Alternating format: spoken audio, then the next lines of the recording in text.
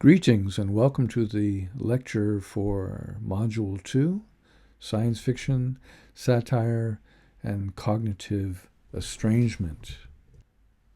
In this presentation, I will explain some essential criteria that you will need to take away from Suvin's second chapter of Metamorphoses of Science Fiction. First of all, his general considerations on genre. My experience as students find this article or this chapter somewhat difficult, so I will be going through each section, explaining his structural criteria for science fiction and science fiction criticism. I will take you through the notion of cognitive estrangement and how it applies to science fiction. Also, I will cue you up to actually a critical term that focuses on technology in science fiction, the novum, which also comes from Suvin's book in the fourth chapter. And then I will focus on science fiction relative to the rhetoric of satire, and I'll close by some brief considerations of what does science fiction defamiliarize. Please bear in mind as we go forth that Suvin's task in this book, of which you are seeing only a very tiny portion, is to define science fiction, establish a field of science fiction criticism, and provide an in-depth history of science fiction from earliest times, with a large focus on Victorian science fiction, up to some of what was to him more modern science fiction. So we are mostly going to be treated in the second chapter to his definition of science fiction and his establishing of science fiction criticism. So he does speak to literary scholars in this work, and he does so with a rather advanced vocabulary. But generally speaking, he's setting out criteria for a literary genre. Now, the most basic type of criteria of a genre is what type of literature it is. Is it a novel? Is it a short story? Is it a poem? Is it a novella? Is it a limerick? Is it a sonnet? And that would be the genre consideration. But another way that back when there were a lot of bookstores, you could consider genre by where it was located in the bookstore. So there was a science fiction section, generally lumped with fantasy and horror. These, at least in commercial terms, they were all considered fantastic. And then when we look at how Suvin does this, he's going on what we call discursive cues. In other words, he is looking at what the prose of the work of literature does. Now, you probably have already picked up that he picks on bad science fiction and good science fiction without calling it that. But when he talks about going through the jungle and so forth, he's basically imposing an adventure tale of his own project here. But at one point he does mention that about 90% of what is sold as science fiction is not really science fiction, not good science fiction. It's metaphysical, or it's another genre, and I'll get to that in some detail below. Further, he does mention in the introduction that technically speaking, nothing really is pure. There is no pure anything. And we find this in even some of the classic works of science fiction, that they don't completely always adhere to his criteria. Okay, so allow me to try to guide you through this somewhat difficult prose in Suvin's book. The second chapter is divided into 4 sections, and each one basically has a different job. Section 1 is he declares that there is a framework. He's making a framework for science fiction history and criticism. In section 1.1, he makes a point that fiction may be divided as naturalistic or estranged, and metaphysical and non-metaphysical. Please bear in mind that estranged is another word for that is defamiliarized, and I will use them more or less interchangeably. And then he uses a discussion of time in order to rehearse his paradigm. By the way, it is at the end of section 1.1 where that box for science fiction as a genre is located, and we will be returning to that very shortly. So then he discusses time, and naturalistic literature ranges through empirical times, including the past, the historical past, our present, and even a plausible projected future, whereas non-cognitive literature is above time. And the fairy tale would be an example here. Think of the tale Once Upon a Time. We don't know when in particular that occurs. In the second section of chapter 2, he tries to disqualify consideration of juvenile pop culture science fiction, the pulp brand of science fiction. And he names a couple of those to explain why they're not good science fiction, starting with the adventure journey.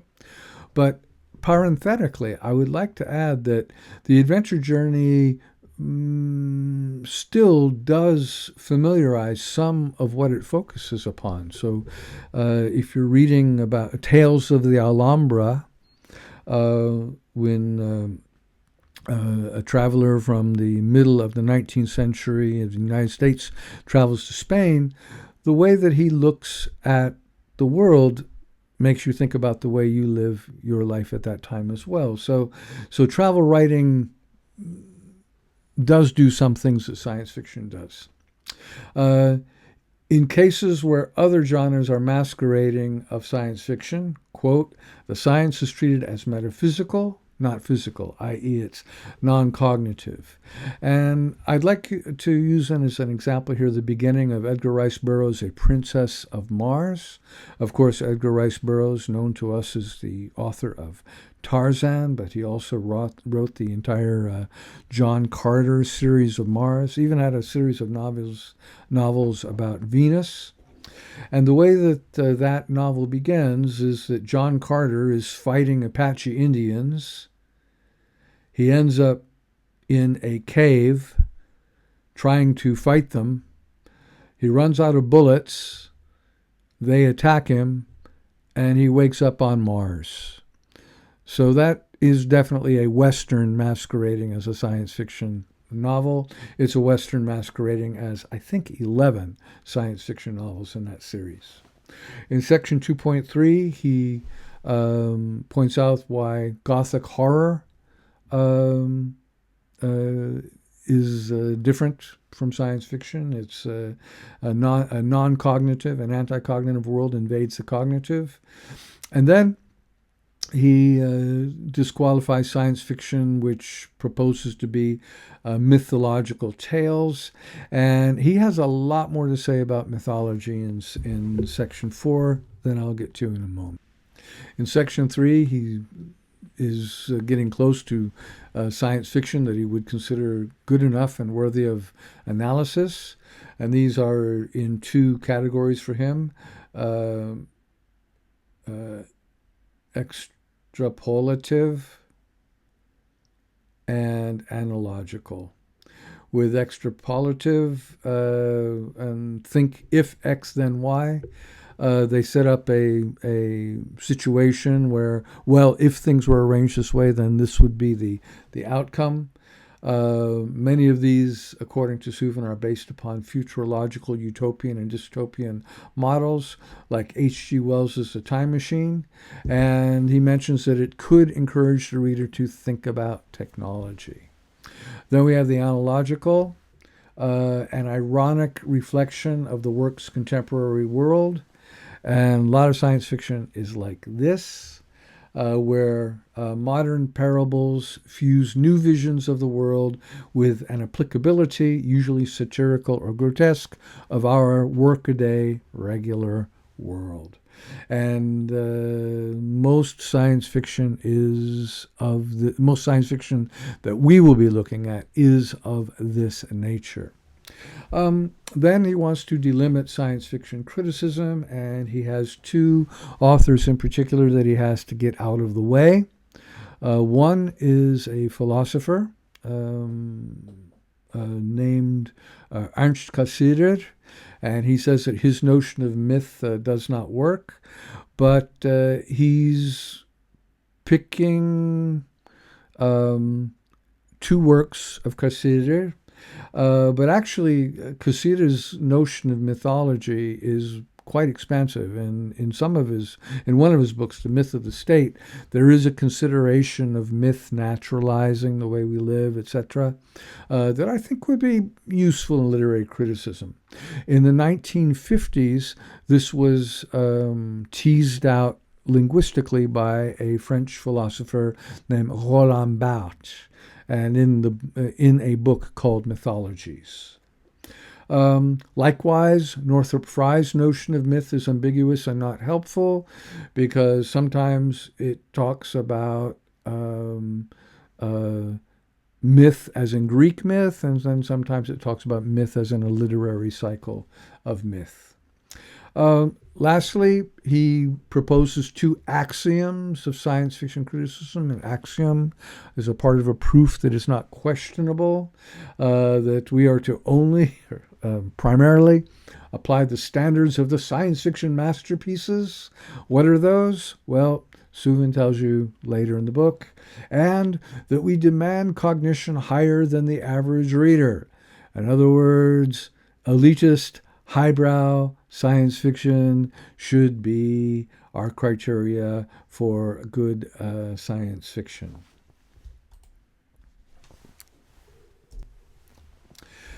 This is the rubric at the end of section 1.1.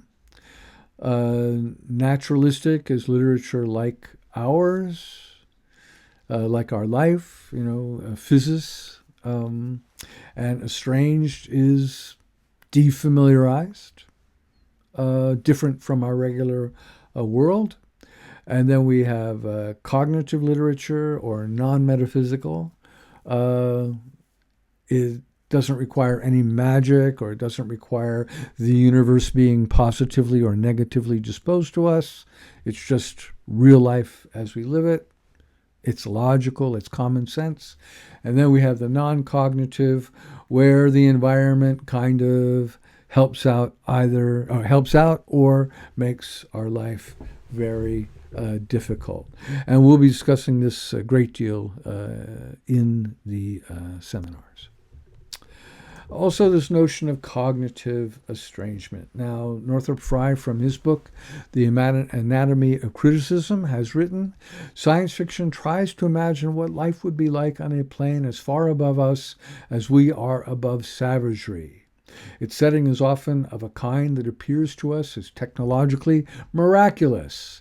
It is thus a mode of romance with a strong inherent tendency to myth.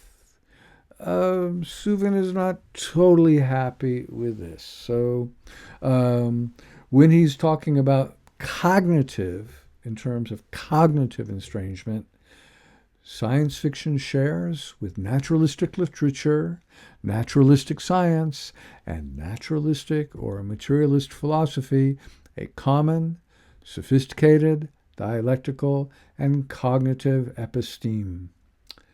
Science fiction shares the omnitemporal horizons of naturalistic literature, ranging through all possible times. Though concentrating on the cognitively plausible futures and their spatial equivalents, it can deal with the present and the past as special cases of a possible historical sequence seen from an estranged point of view, seen from a defamiliarized point of view. Since any empirical historical point or flow can be thought of as one realization among innumerable possibilities. The estrangement, defamiliarization element. Science fiction acts much in the way that a true long voyage does in the zero world, i.e. in our physical world. Estranging the reader from familiar and usually contemptible shores, dissolving his umbilical connection with old and firm earth, and preparing him to accept the marvelous beyond seven seas and galaxies. And it makes us look at our own way of living with a particularly new view. Now mentioning technology or technique in science fiction from chapter 4 of Metamorphosis of Science Fiction, a chapter I did not ask you to read. In this chapter, he points out that while both the pastoral and science fiction employ an estranging move to unfamiliar territory, the pastoral harks back to a simpler life in a golden age, while science fiction tends toward the future and makes some claims to present a scientific innovation. Science fiction is distinguished by the narrative dominance or hegemony of a fictional novum, that's his word, novelty or innovation, validated by cognitive logic. In other words, the technology that is presented is plausible. It's not magical. A novum of cognitive innovation is a totalizing phenomena or relationship deviating from the author's or implied reader's norm of reality.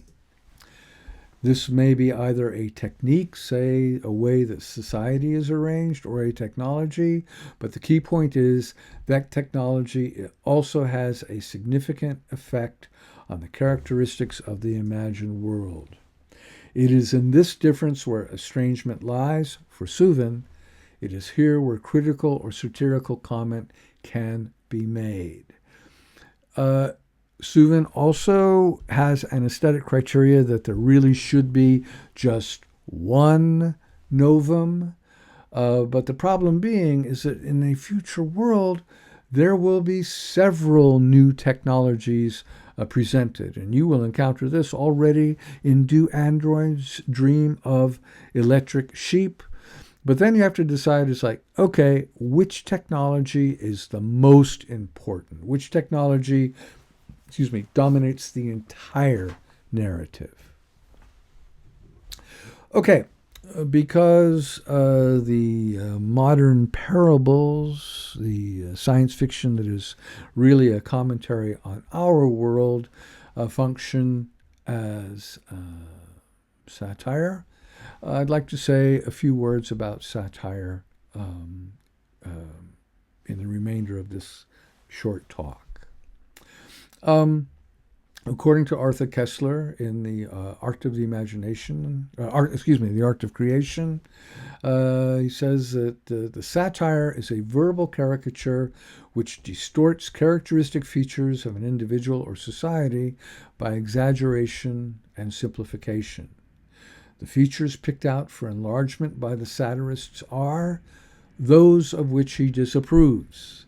The comic effect of satire is derived from the simultaneous presence in the reader's mind of the social reality with which he is familiar, and of this reflection in the distorting mirror of the satirist.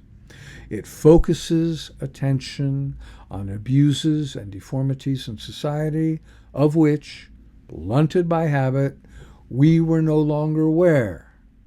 It makes us suddenly discover the absurdity of the familiar and the familiarity of the absurd. It defamiliarizes.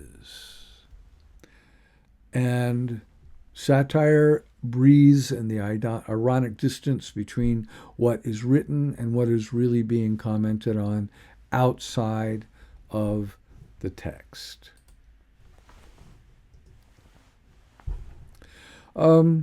A typical notion of the rhetorical version of satire, and this is pretty much where literary studies was in the 1970s or so, but now it's kind of like common sense, that satire is rhetorical. It has an argument for or against something.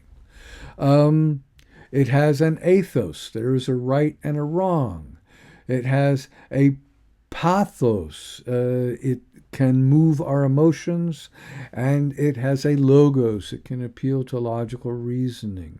All of these things you will discover within Philip K. Dick's Do Androids Dream of Electric Sheep.